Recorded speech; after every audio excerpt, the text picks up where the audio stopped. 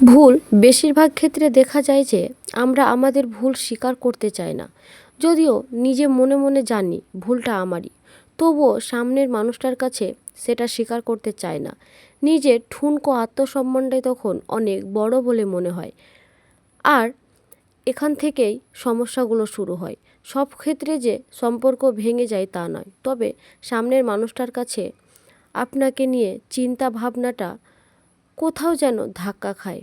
আর এটাই বারবার চলতে থাকলে সম্পর্কটা ছিঁড় ধরে। বাড়তি পাওয়া আপনার ভিতর অপরাধবোধ, এটা কিন্তু উভয়ের ক্ষেত্রে প্রযোজ্য। তাই যদি প্রথম থেকেই উভয়ই ছোট বড় ভুলটা স্বীকার করি, তবে সম্পর্কে সচ্ছলতা বজায় থাকে আর অপরাধবোধটাও থাকে না। এমন হতেই পারে যে সামনের মানুষটা অনেক আগে আপনার দোষ ত্রুটি ক্ষমা করে দিয়ে আগের মতোই আপনাকে আরও বেশি ভালোবাসে। ম্যাজিকের নাম ভালোবাসা।